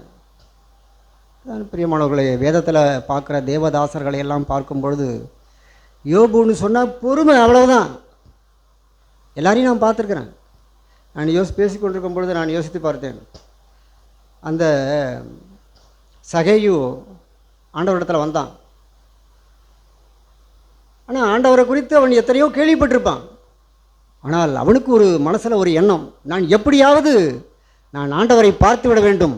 அவனோ குள்ளன், எப்படியாவது நான் ஆண்டவரை பார்த்து விட வேண்டும் என்று அவனுக்குள்ளே ஒரு வைராக்கியம் கொழுந்து விட்டு எரிந்தது. அவனிடத்தில் பணம் இருந்தது, பதவி இருந்தது, எதுக்குமே குறைச்ச இல்லை. ஆனாலும் அவனிடத்தில் சமாதானம் இல்லை. அவள் எப்படிப்பட்டவரோ அவர்கிட்ட நேராக போய் நான் பார்க்க முடியாது. அவனோ குள்ளன், எப்படியாகிலும் அவரை பார்த்து விட வேண்டும், இன்றைக்கு நான் அவரை சந்தித்து விட வேண்டும் என்று சொல்லி வேகமாய் ஓடி ஒரு காட்டத்தி மரத்தின் மேல் ஏறி உட்கார்ந்திருந்தான். அந்த வழியாய் போகும் பொழுது ஆண்டவர் அங்கே நின்று அவனுடைய வாஞ்சையை பார்த்தார். அவன் எப்படியாவது நான் பார்த்து விட வேண்டும் என்று சொல்லி அவன் ஒளிந்து கொண்டிருந்ததை சகேயுவே இறங்கிவான்னு சொன்னார். அப்படிப்பட்ட ஆண்டவர் தான் நான் இருதயத்தில் விசனத்தோடு பாரத்தோடு அங்காளாய்ப்போடு நான் இருக்குமானால் அவர் தம்மை வெளிப்படுத்துவார். எத்தனை சீஷர்கள் இருக்கும் பொழுது ஏன் பேதுருக்கு மட்டும் வெளிப்படுத்தணும் அந்த வெளிப்பாடு? ஆம் பிரியமானவர்களே, அவர் பேதுருக்கு மட்டுமல்ல, நம் ஒவ்வொருவருக்குமே அவர் தம்மை வெளிப்படுத்த அவர் சித்தமாக இருக்கிறார். நான் தேட வேண்டிய பிரகாரமாய் நான் தேடுவேனே, ஆனால் என்னுடைய வாழ்க்கையில் அவர் தன்னை காண்பிப்பதற்கு வெளிப்படுத்துவதற்கு அவர் ஆயத்தமாக இருக்கிறார். ஆனால் எனக்குள்ள ஒரு தாகம், ஒரு ஏக்கம், ஒரு விருப்பம், ஒரு வாஞ்சை இருக்குமானால் கண்டிப்பாய் தேவன் வெளிப்படுத்துவார். அன்றைக்கு சகையு பார்த்தான். சொன்ன உடனேயே அவன் கிடுகிடு என்று இறங்கி வந்து விட்டான் அவரை பார்த்த மாத்திரத்தில். அது மட்டுமல்ல, அவர் எப்படிப்பட்டவர்? ஆனால் இவனோ ஒரு அநியாயக்காரன், அநியாயமாய் அவன் வரி வசூலித்தவன், அவன் ஆயக்காரன். ஆனால் நான் இன்று உன்னுடைய வீட்டில் நான் தங்கணும்னு சொல்கிறார், உன் வீட்டுக்கு வரணும்னு சொல்லி. ஆனால் அவனோ நான் பாத்திரவன் அல்ல. அவன் சொல்லுகிறான், சொன்ன மாத்திரத்திலேயே நான் நாளத்தனையாக திருப்பி கொடுத்துட்றான் ஆண்டவரே, நான் அநியாயமாய் வட்டி வாங்கினவன், வசூலித்தவன், இந்த வீட்டுக்கு இன்றைக்கு ரட்சிப்பு வந்ததென்று சொன்னார். நம்முடைய வாழ்க்கையிலும் ரட்சிப்பு அன்றைக்கு சகையனுடைய வீட்டிற்கு மட்டுமல்ல, நம் ஒவ்வொருவருக்கும் அவரை ரட்சிப்பதற்கு அவர் ஆயத்தமாக இருக்கிறார். நாம் எப்படி இருக்கிறோம்? மேலோட்டமான ஒரு வாழ்க்கை. சபைக்கு வர்றோமா? வர்றோம், வார்த்தையை கேட்குறோம், அப்படியே விட்டுட்டு போயிடுறோம், அவ்வளவுதான். மேலோட்டமான ஒரு வாழ்க்கை. நான் ஆழமாய் ஒரு வசனம் கேட்டிருக்கோம், கடந்த வாரத்தில் கூட கேட்டோம், கர்த்தர் மேல் நம்பிக்கை வைத்து கர்த்தரையே தன் நம்பிக்கையாய் கொண்டிருக்கிற மனுஷன் பாக்கியவான். தன்னுடைய வேர் எதில் இருக்குது? அது நீர்க்கால்களின் ஓரமாக இருக்குது. அது இருந்தால் தான் அது செழிப்பாக அது பலன் கொடுக்க முடியும். அது ஆழமாய் வேற விட்டுருக்கு. எங்கே விட்டுருக்கு? நீர்க்கால்களில். என்னுடைய வேர் இயேசு கிறிஸ்து கிட்டத்தில் போயிருந்துன்னு சொன்னால் என்னுடைய வாழ்க்கை அது செழிப்பாக இருக்கும். அது வெறும் மாய்மாலமாவோ நடிக்கிறதாவோ செயற்கையாக இன்றைக்கி இருக்கிறது மாதிரி கவரிங்கு இல்லை பிளாஸ்டிக்கில் பார்த்தோம்னா இன்றைக்கி இருக்கிற பழங்கள்லாம் விதவிதமாக இன்றைக்கி தொங்க விட்டுருக்குறாங்க. பிளாஸ்டிக்காக இருக்காது, மாய்மாலமாக இருக்காது, நடிப்பாக இருக்காது. அது நல்ல கனிகளாக இருக்கும் இயற்கையாகவே.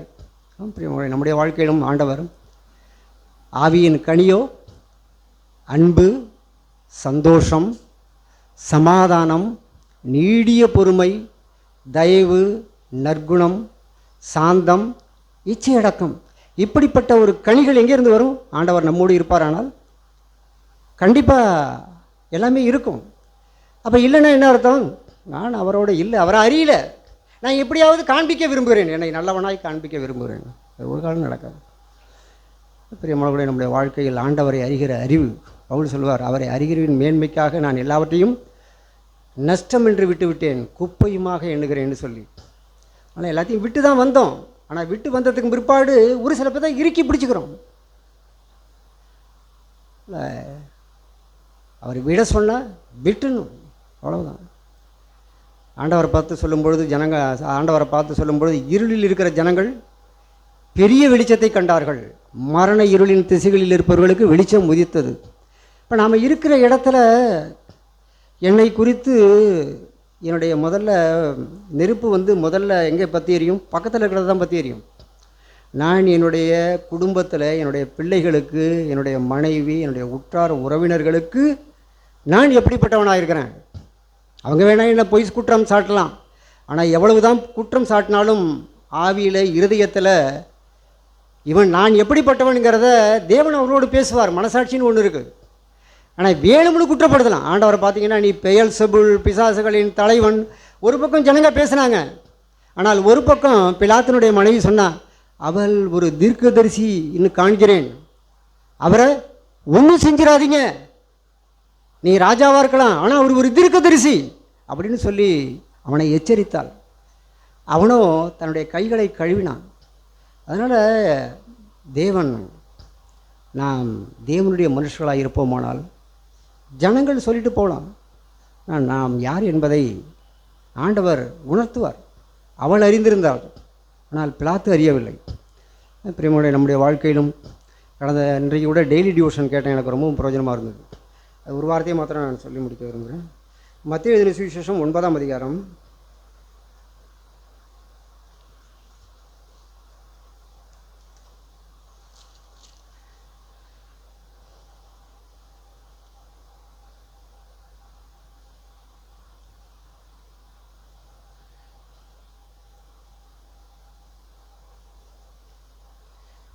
9 சொல்லுவார், நான் உலகத்தில் இருக்கையில் உலகத்திற்கு யோவான் எழுதின சுவிசேஷம் 9ஆம் அதிகாரம்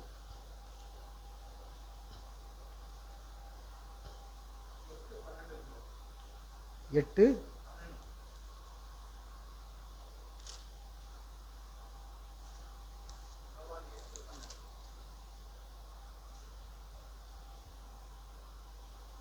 ஆமாம்.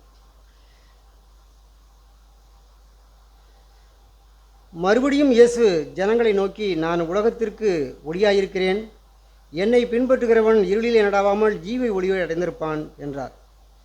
அதிலேயே 9வது அதிகாரத்திலையும் ஒரு வசனம் இருக்குது, நான் உலகத்தில் இருக்கையில் உலகத்திற்கு ஒளியாயிருக்கிறேன்.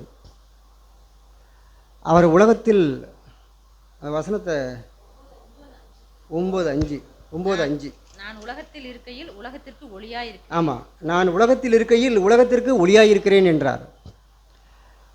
அவர் இயேசு கிறிஸ்து இன்னைக்கு தேவனுடைய தேவனுக்கு போய் அவர் பரலோகத்திற்கு சென்று 2000 வருடங்கள் ஆகிவிட்டது. அவர் இருக்கிறது வரைக்கும் அவர் சொன்னார், நான் உலகத்தில் இருக்கையில் உலகத்திற்கு ஒளியாயிருக்கிறேன். அவருக்கு போனதுக்கு பிற்பாடு ஆண்டவர் பரிசுத்த ஆவியானவரை அனுப்பியிருக்கிறார். அதுக்கு பிற்பாடு அவருடைய சீஷர்கள் இருந்தாங்க. அவர்கள் உலகத்திற்கு வெளிச்சமாய் இருந்தார்கள். ஆனால் இன்றைக்கு நாம் இருக்கிறோம், நாம் ஜனங்களுக்கு வெளிச்சமாய்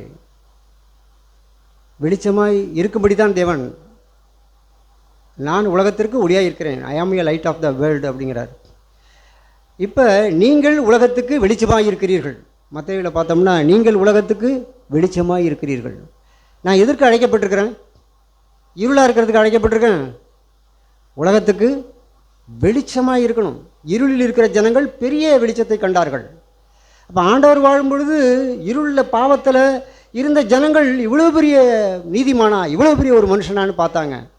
ஆனால் ஆண்டவர் சொன்னார், என்னை கண்டவன் பிதாவை கண்டான். அப்போ என்னில் இயேசுவை ஜனங்கள் இருக்கிற இடத்துல காண்பிக்கணும். நான் இயேசுவை காண்பிக்கணும். என்னுடைய சூழ்நிலையில், என்னுடைய வேலையில், இருக்கிற இடத்துல என்னுடைய விருப்பத்தின்படி செய்வதற்கு நான் அழைக்கப்படவில்லை. ஆண்டவர் சொல்லார், என்னை அனுப்பினவருடைய சித்தம் செய்யறதுக்கு தான் அந்த உலகத்துக்கு வந்தேன். அவர் எதுக்கு வந்தார்? பிதாவின் சித்தம் செய்யறதுக்கு தான் வந்தார். நம்முடைய வாழ்க்கையிலும் நமக்குன்னு ஒரு சித்தம் இருக்குது, பிதாவினுடைய சித்தம் ஒன்று இருக்குது. அநேக வரங்கள் இருக்கலாம் நமக்கு. ஆனால் ஆண்டவர் சொல்வார், அந்நாட்களில் அநேகர் என்னை நோக்கி, கர்த்தாவே கர்த்தாவே உமது நாமத்தினாலே தீர்க்க தரிசனம் உரைத்தோம் அல்லவா, அநேக அற்புதங்கள் செய்தோம் அல்லவா, அப்படின்னு பிசாசுகளை துரத்தினோம் அல்லவா என்பார்கள். ஆனால் வரங்களை வைத்து நாம் பிசாசுகளை துரத்தலாம், தீர்க்க தரிசனம் உரைக்கலாம், வியாதியஸ்தர்களை சுஸ்தப்படுத்தலாம்.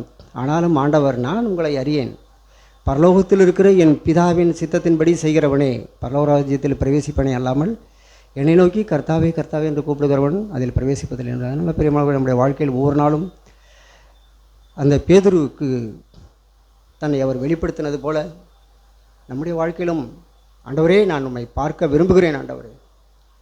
அந்த சகேயு எப்படியாகிலும், அவர் எப்படிப்பட்டவரோ, அவர் எப்படிப்பட்டவர்? அவர் சொல்கிறார் தன்னை, நான் சாந்தமும் மனத்தாழ்மையுமாய் இருக்கிறேன். அவர் சாந்தமும் மனத்தாழ்மையுமாய் இருக்கிறேன். என் நுகத்தை நீங்கள் ஏற்றுக்கொண்டு என்னிடத்தில் கற்றுக்கொள்ளுங்கள், அப்பொழுது உங்கள் ஆத்துமாக்களுக்கு இளைப்பாறுதல் கிடைக்கும். அதனால் அவரை பின்பற்றுகிற நாம், பவுல் சொல்லுவார், இந்த கை யாருக்கும் பாரமாக இராது. நான் யாருக்கும் எப்படி இருக்கணும்? லகுவாக இருக்கணும். அநேகருடைய வாழ்க்கையில் பார்த்தோம்னா உரலை கட்டிட்டு ஓடுறது மாதிரி இருக்குது. அநேகருடைய வாழ்க்கையில் பார்த்தோம்னா லகுவாக இல்லை, கடினமாக இருக்கிறாங்க. நம்முடைய வாழ்க்கையில் நான் ஆண்டவர் என்னோடு இருப்பாரானால், அவருடைய நுகம் எப்படிப்பட்டது? லகுவானது. ஆண்டவரிடத்தில் சுற்றி பார்த்தோம்னா பெரிய பெரிய ராஜாக்கள், பிரபுக்கள், ஆசாரியர்கள், மதப்பிரகர்கள் மட்டுமல்ல, பாவிகள், குஷ்டரோகிகள், பிசாசு பிடித்தவங்கள்லாம் அவரை முயற்சித்து கொண்டிருந்தார்கள். நான் தேவனுடைய மனுஷனை ஆனால், கிறிஸ்து என்னோடு இருப்பாரானால், சிறு பிள்ளைகள் கூட நம்மளிடத்தில் தாராளமாக பேசும். அப்படிப்பட்ட ஆவியில் எளிமை உடையவர்களாய், அப்படிப்பட்ட ஆவி உடையவர்களாய் நாம் இருப்போம். பிரியமானவர்களே, நாம் யார் என்று நம்மளோட வீட்டில் உள்ளவங்களுக்கு தெரியும். உன்னை பற்றி எனக்கு தெரியாதா? நீ எப்படிப்பட்ட ஆள் தெரியுமா? நம்மளை முழுசாக தெரிஞ்சிருக்கிறவங்க யாருன்னா நம்முடைய ஒய்ஃபு தான் தெரியும். எல்லோரும் வெளியில் நம்மளை நல்லவன்னு சொல்லுவாங்க. ஆனால் ஒரு பக்கம் ஒவ்வொருத்தருக்கும் ரெண்டு முகம் இருக்குது. நான் பார்த்துருக்கேன் அநேக சூழ்நிலைகளில். ஒருத்தவங்களை உரசப்படும் பொழுது தான் இன்னொரு முகம் தெரியும். எங்கள் வீட்டுக்கும் பக்கத்தில் கூட அடிக்கடி பிரச்சனை வந்ததுன்னா எங்கள் பக்கத்தில் பாண்டி சொல்லுவான், என் ஒரு முகத்தை தான் நீ பார்த்துருக்க, இன்னொரு முகத்தை பார்க்க வச்சிடாதம்மா. அதனால் பிரியமானவர்களே, என்னை நான் உரசப்படும் பொழுது, நான் தொடப்படும் பொழுது தான் நான் யாருங்கிறது மற்றவங்களுக்கு தெரியும். உரசப்படும் பொழுது அந்த இன்னொரு முகமும் ஏற்கனவே இருக்கிற முகமாக இருக்கிறது நல்லது. ஆண்டவர் யோபுவை தொட்ட பொழுது அப்படி தான் நடந்தது. தேவன் கையிலிருந்து நன்மையை பெற்ற நாம் தீமையும் பெற வேண்டாமோ என்று யோசித்து பாருங்கள். ஒரு பாவமும் செய்யலை.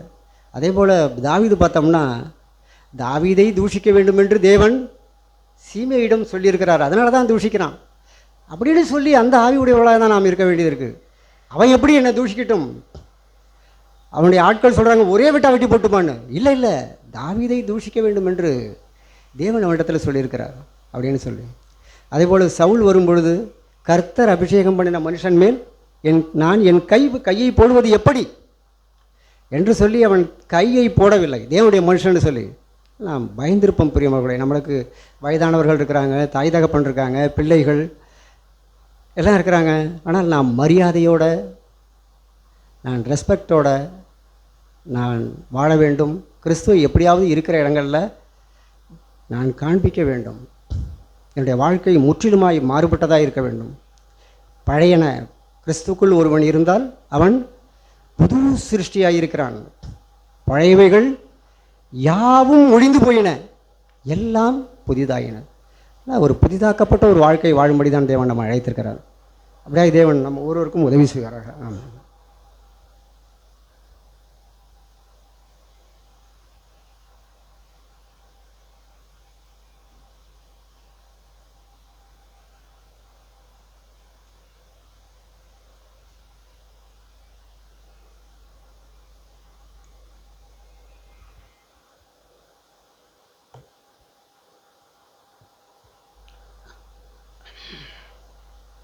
நான் வாசித்த அந்த பகுதியை மறுபடியும் நான் திருப்பிக் கொள்ள விரும்புகிறேன். மத்திய எழுதின சுவிசேஷ புஸ்தகம் 16வது அதிகாரம் திருப்பிக் கொள்வோம். அங்கே 16 வாசிங்கள். சீமோன் பேதுரு பிரதியுத்தரமாக, நீர் ஜீவனுள்ள தேவனுடைய குமாரனாகிய கிறிஸ்து என்றான்.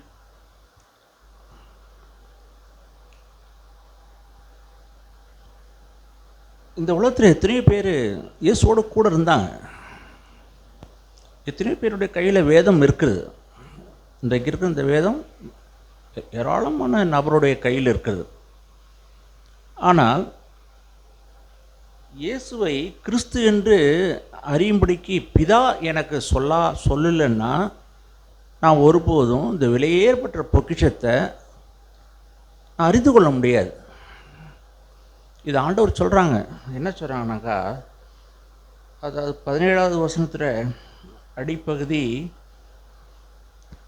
வாசிங்க. மாம்சமும் ரத்தமும் இதை உனக்கு வெளிப்படுத்தவில்லை, பரலோகத்தில் இருக்கிற என் பிதா இதை உனக்கு வெளிப்படுத்தினார். என் பிதா தான் நான் யாருன்னு உனக்கு சொல்லியிருக்கிறார். பிதா தான் நான் யாருன்னு உனக்கு சொல்லியிருக்கிறார் சொல்லி ஆண்டவர் சொல்கிறாங்க. நமக்கும் இயேசு யாருன்னு சொல்லி நமக்கு சொல்கிறதுன்னா அது பிதா நமக்கு சொல்லணும். ஆண்டவர் சொல்லுவாங்க, பிதா ஒருவனை என்னிடத்தில் இழுத்து கொள்ளன்னா அவன் என்கிட்ட வரமாட்டான் சொல்கிறாங்க.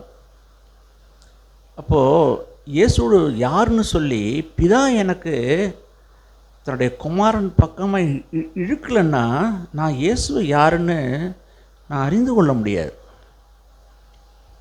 அந்த நாட்களில் இருந்த பரிசேயர்கள், வேத பாதகர்கள், உலகத்தில் எத்தனையோ ஆசாரியர்கள் அங்கே இருந்தாங்க. ஆனால் அவங்க கையில் வேதம் இருந்தது. ஆனால் அவங்க யாரை நோக்கிட்டு இருந்தாங்கன்னா இயேசு தான் நோக்கிட்டு இருந்தாங்க. அதாவது யோவான் எழுதின சுவிசேஷத்தின் புஸ்தகம், அதாவது 5வது அதிகாரம், யோவான் எழுதின சுவிசேஷத்தின் புஸ்தகம் 5வது அதிகாரம் 39வது வசனம். யோவான் எழுதின சுவிசேஷத்தின் புஸ்தகம் 5வது அதிகாரம் 39வது வசனம் வாசிங்க. வேத வாக்கியங்களை ஆராய்ந்து பாருங்கள், அவைகளால் உங்களுக்கு நித்திய ஜீவன் உண்டு என்று எண்ணுகிறீர்களே, என்னை குறித்து சாட்சி கொடுக்கிறவர்களும் அவைகளே. அப்படி இருந்தும் உங்களுக்கு ஜீவன் உண்டாகும்படி என்னிடத்தில் வர உங்களுக்கு மனதில்லை. நீங்கள் கையில் வேதாகமம் இருக்கிறது, அதை சனிக்கிழமை தோறும் வாசிக்கிறீங்க. என்னை குறித்து தான் வாசிக்கிறீங்க. மெசியாவாகிய இயேசு வருவாருங்கிறத என்னை குறித்து தான் வாசிச்சுட்ருக்கீங்க. அவர் பாடுபடுவார்ன்ற ஏசாயாவின் புஸ்தகம் 53வது அதிகாரத்தை குறித்து பல முறை வாசிக்கிறாங்க. ஏசாயாவின் புஸ்தகம் 53வது அதிகாரம் இயேசு பற்றி சொல்லப்பட்ட ஒரு புஸ்தகம். ஏன் முழு வேதாகமும் இயேசுவை மையமாக வைத்து தான் வேதாகமே எழுதப்பட்டிருக்கிறது. புதிய ஏற்பாடு இயேசுவை வெளிப்படுத்துகிறது. பழைய ஏற்பாடின் புஸ்தகம் இயேசு வருவார் என்று ஒரு நிழலோட்டமாய் சொல்லப்பட்ட ஒரு புஸ்தகம். அதை அந்த நாளில் இருந்த பரிசேயர்களும் வேத பாதகர்களும் அவர்களை தியானித்தார்கள், கையில் வைத்திருந்தார்கள். பல முறை அவர்கள் வாசித்திருப்பார்கள். ஏசாயா 53ஆம் அதிகாரம் அவர்கள் பல முறை வாசித்திருப்பார்கள். நம்முடைய அக்கிரமங்கள்லாம் அவர் மேல் விழப்பண்ணினார், சமாதானத்தை உண்டு பண்ணும் ஆக்கினை அவர் மேல்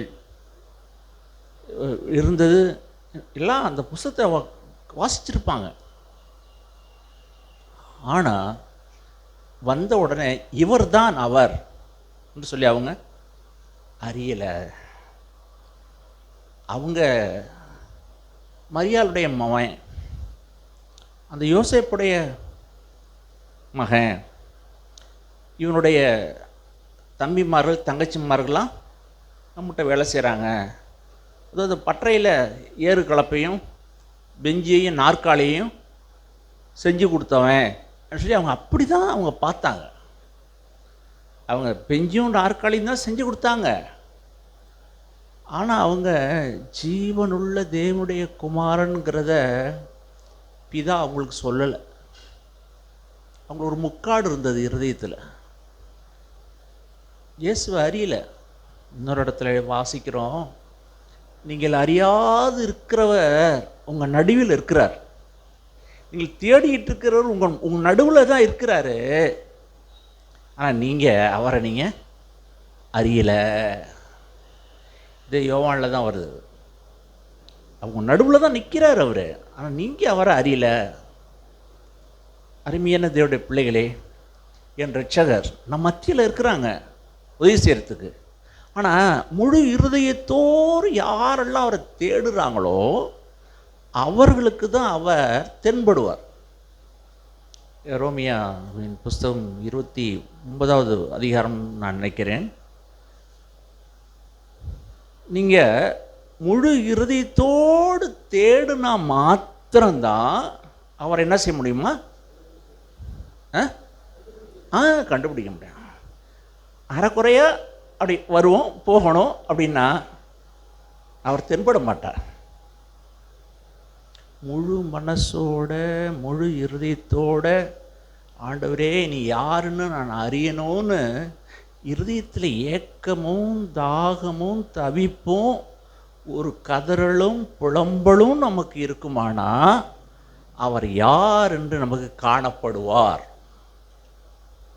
அநேகருக்கு தேவன் காணப்படலை. அநேகர் இன்னும் அவர்களுக்கு தம்மை வெளிப்படுத்தலை.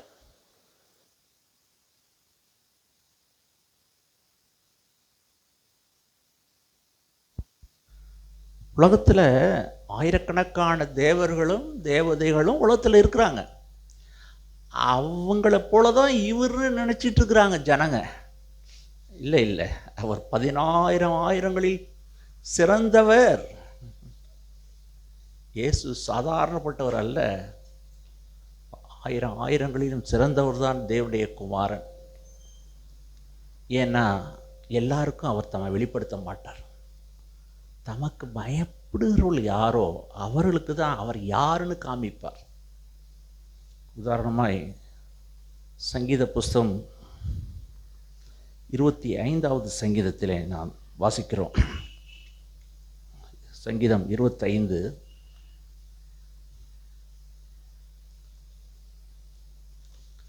அதில் என்ன எழுதியிருக்கின்ற 25:14 வசனம். சங்கீதம் 25:14.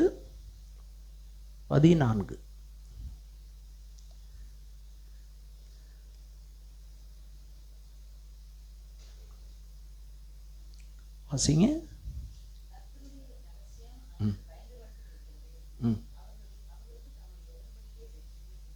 போதும். கர்த்தருடைய ரகசியம், ஒரு ரகசியம் இருக்குன்னா அந்த ரகசியத்தை எல்லாருக்கும் சொல்லுவாங்களா? எல்லாருக்கும் சொல்ல மாட்டாங்க.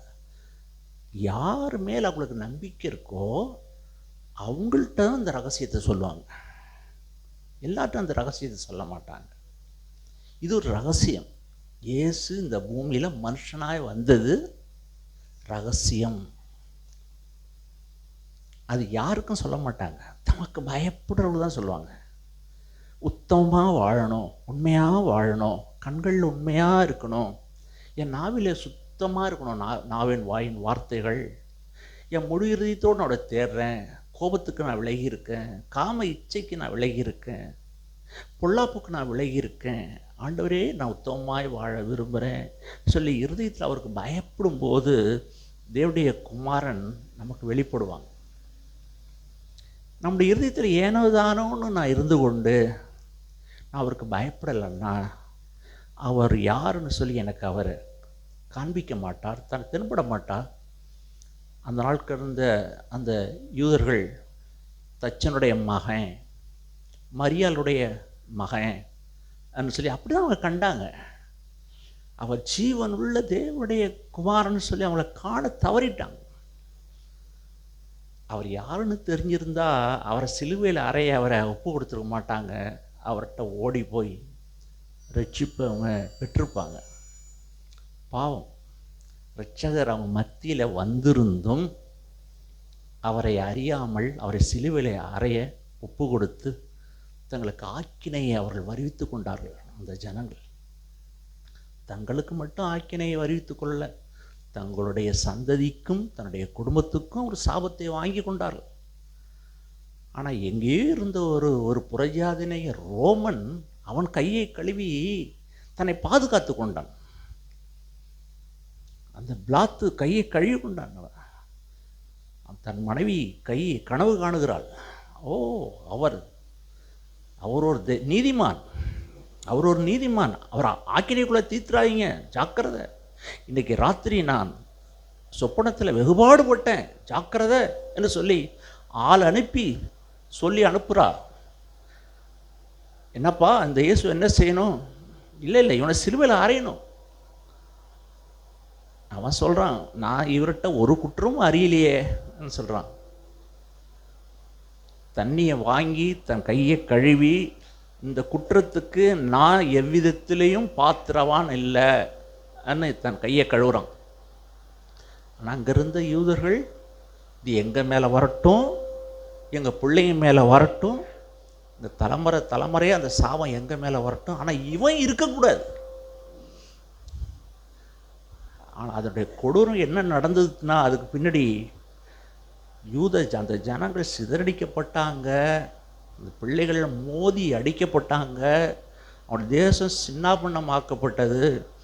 இந்த ஜனங்கள் அந்நிய தேசத்தில் போய் அங்கே வேலைக்காரிய ஒருவேளை சாப்பாட்டுக்கு கூட ஒருவேளை சாப்பாடு கூட இல்லாமல் அவர்கள் அந்நிய தேசத்தில் போய் பரதேசியாய் அலைந்து சின்னாபின்னமானார்கள். ஏன் தெரியுமா? இரட்சகரை அவள் ஏற்றுக்கொள்ளலை, இரட்சகரை அவர்கள் அவமதித்தார்கள். இந்த நாட்களில் எத்தனையோ வருஷம் இந்த உலகத்தில் வாழ்கிறான். ஆனால் இயேசு யாருன்னு அவனை அறியக்கூடாதபடிக்கு இப்பிரபஞ்சத்தின்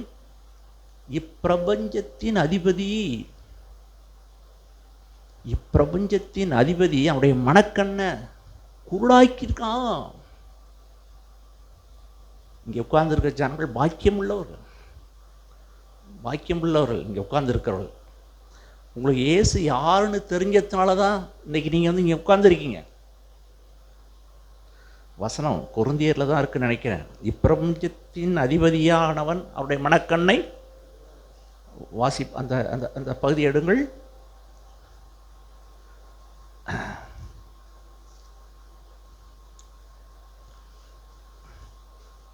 கொரிந்தியரின் புஸ்தகம் 4ஆம் அதிகாரம்.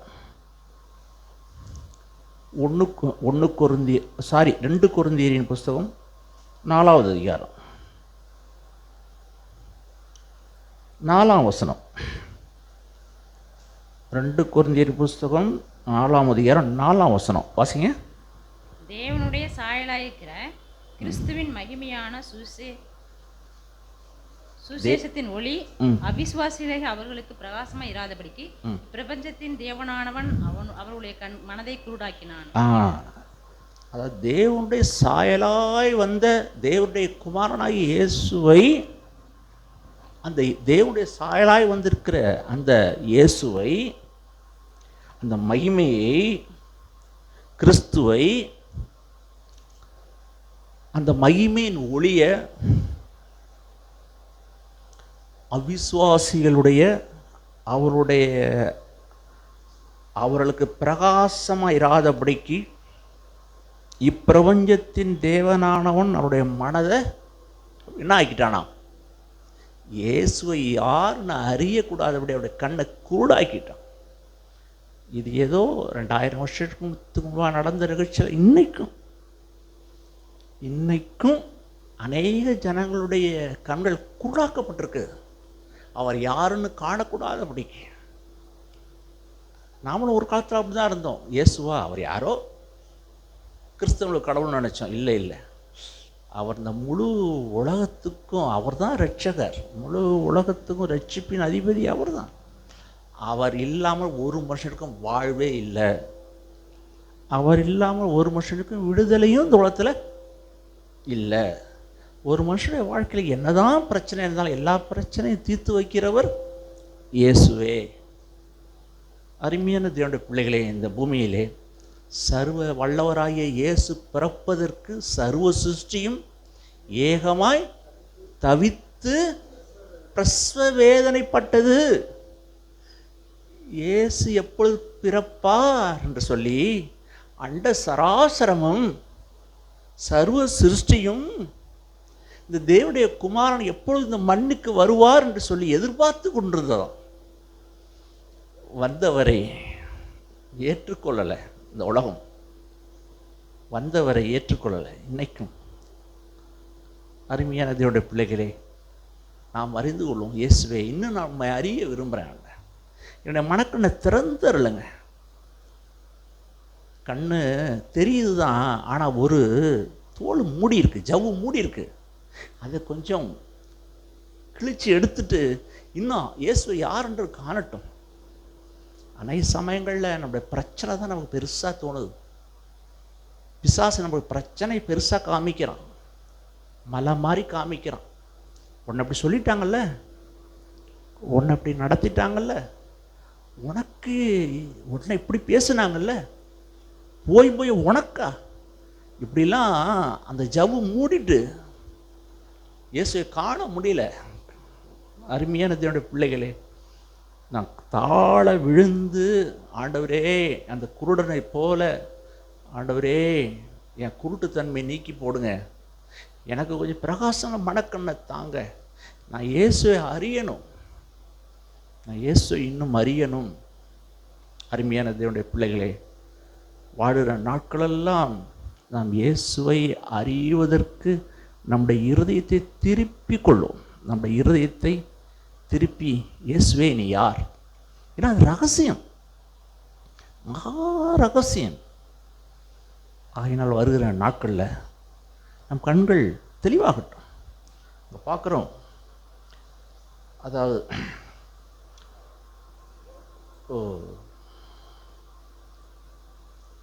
லூக்கா சுவிசேஷத்தில் வாசிக்கிறோம், ஏராளமான இடங்களில் இருக்குது. அதாவது குருடன் சந்தித்த அந்த நிகழ்வு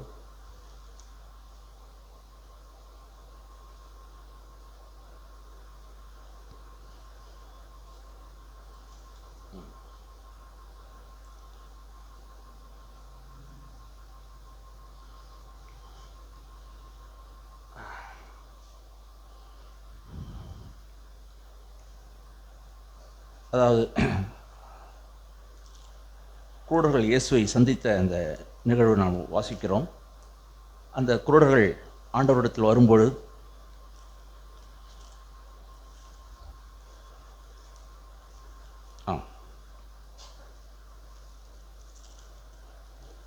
லூக்கா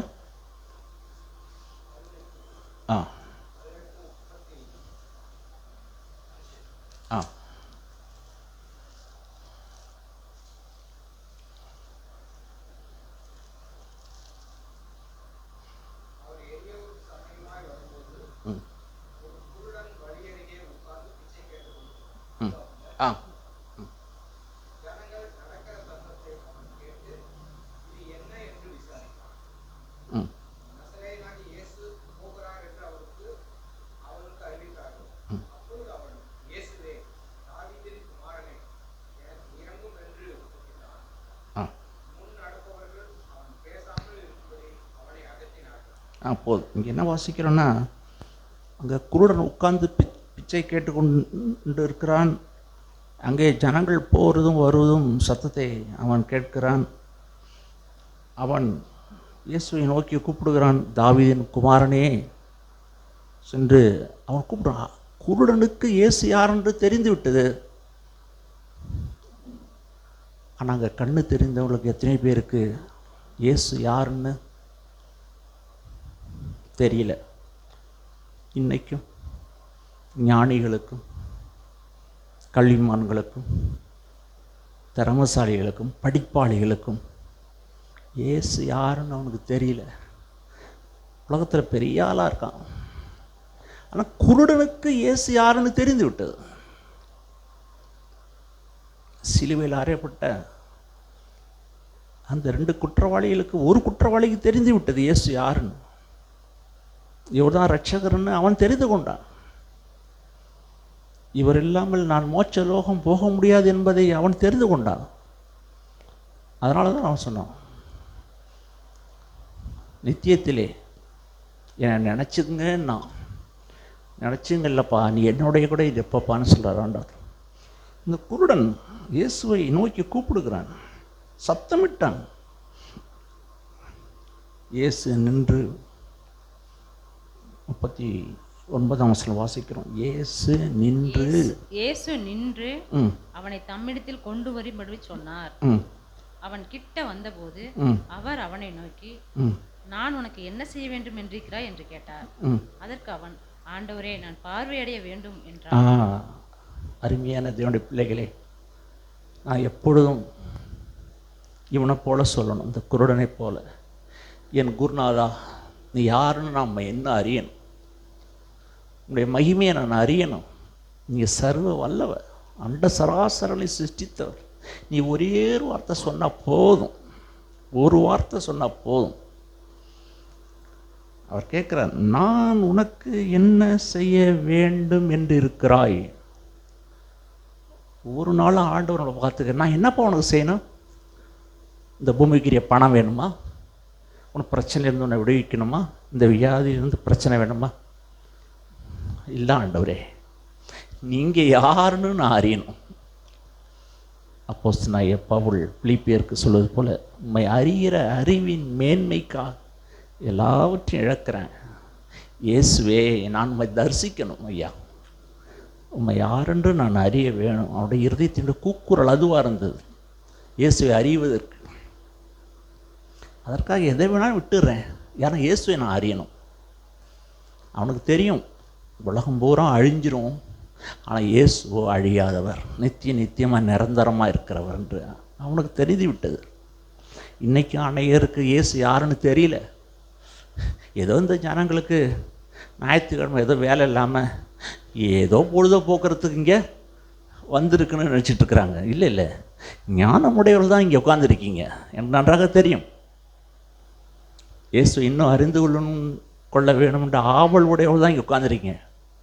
ஆனால் தேங்கி நின்றுட வேண்டாம், இன்னும் மகா விஸ்தாரம் இருக்கிறது. நீங்களும் நானும் சுதந்திரிக்க வேண்டியது, இயேசுவை அறிகிற அறிவிலே வளருவதற்கு. இன்னொருட சொல்லுவார், ஒரு பரிசுத்தவான் சொல்லுவார் நிருபங்களில், அவரை அறிந்து கொள்வதற்கு அன்பின் அகலம், நீளம், ஆழம், உயரம், அந்த அறிவு கிட்டாத அன்பை அறிந்து கொள்ள நாங்கள் வல்லவளாகணும். அதை இந்த அறிவெல்லாம் அறிந்து கொள்ள முடியாதான். இயேசுவின் அன்பை, அவருடைய அகலம், நீளம், ஆழம், அது அந்த அந்த வல்லமையை நான் அறிந்து கொள்ளணுங்கிற. அருமையான தேவனுடைய பிள்ளைகளே, இந்த குருடனை போல இயேசு 42வது வசனத்தில் சொல்கிறாங்க. என்ன சொல்கிறாங்க?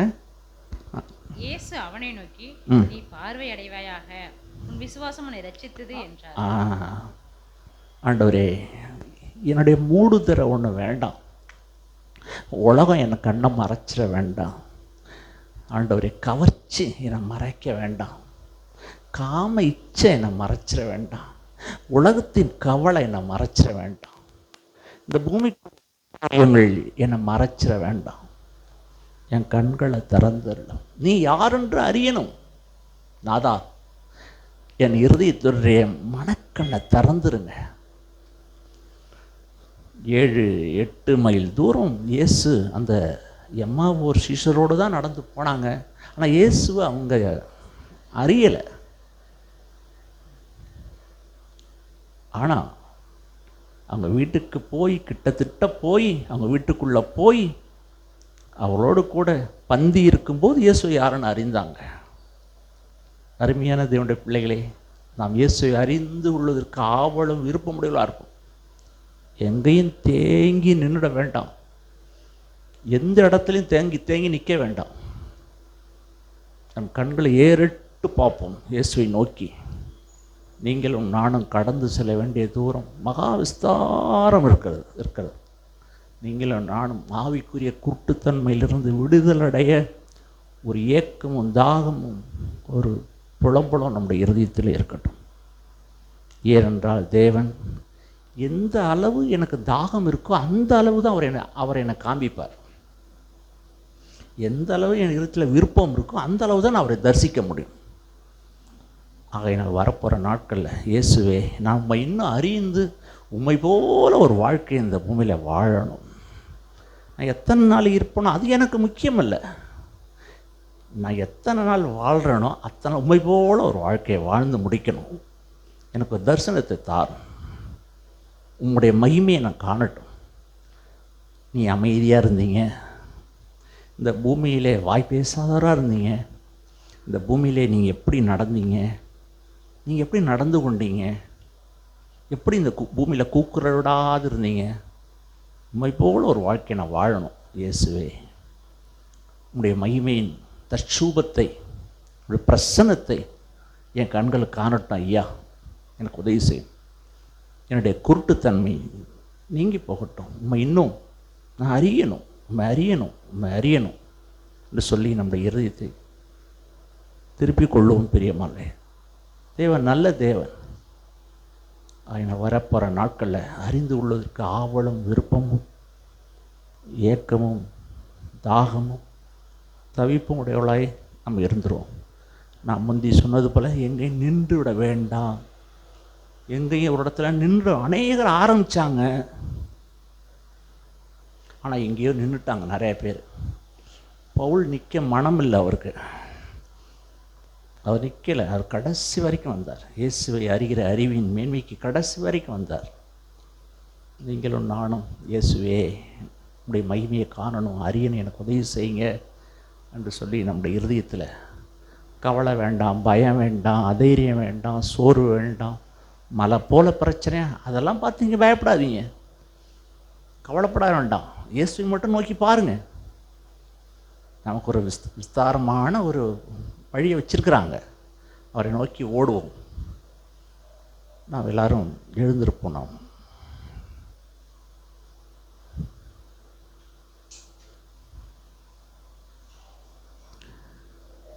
நான் வந்ததிலிருந்து வாய் திறக்காத சகோதர சகோதரிகள் சுருக்கமாய் நாளில் நம்மளை தாழ்த்தி, ஆண்டவரே நான் இன்னும் உண்மை அறியணும் ஆண்டவரே. அவர் ஞானிகளுக்கும் கல்விமான்களுக்கும் மறைத்து பாலகருக்கு மாத்திரமே தம்மை யார் என்று வெளிப்படுத்துகிற தேவன். பிரியமானவரே, அந்த நாட்களில் பாலகனை போல சிறு குழந்தையை போல நான் இருப்பேன். ஆனால் அவர் யார் என்று நமக்கு வெளிப்படுவார். ஆகினால் நாட்களில் எல்லா கபடத்தையும் வஞ்சகத்தையும் மாய்மாலத்தையும் ஒழித்து விட்டு சிறு குழந்தையை போல மாறுவோமான அவர் யாரென்று பேதுருக்கு காண்பித்தது போல நமக்கும் இயேசு வெளிப்படுவார். பிரியமானவர்களே, ஆகினால் அந்த நாட்களிலே கொஞ்சம் நிதானித்து பார்ப்போம். எல்லா கபடம் வஞ்சகமும் ஆண்டவரே உம்மை காணக்கூடாதபடி குருட்டுத்தன்மை என் கண்களில் உத்தரம் வேண்டாம். என் கண்களில் உத்தரம் போன்ற ஒரு பலவை இருந்து கொண்டு ஆண்டவரே உம்மை அறியாமல் நான் இருக்க வேண்டாம், எனக்கு உதவி செய்யுங்கன்னு சொல்லுவோம். பிரியமானவர்களே, அவர் நல்ல தேவன். நாம் சுருக்கமாய் நாம் ஜெபிக்கலாம்.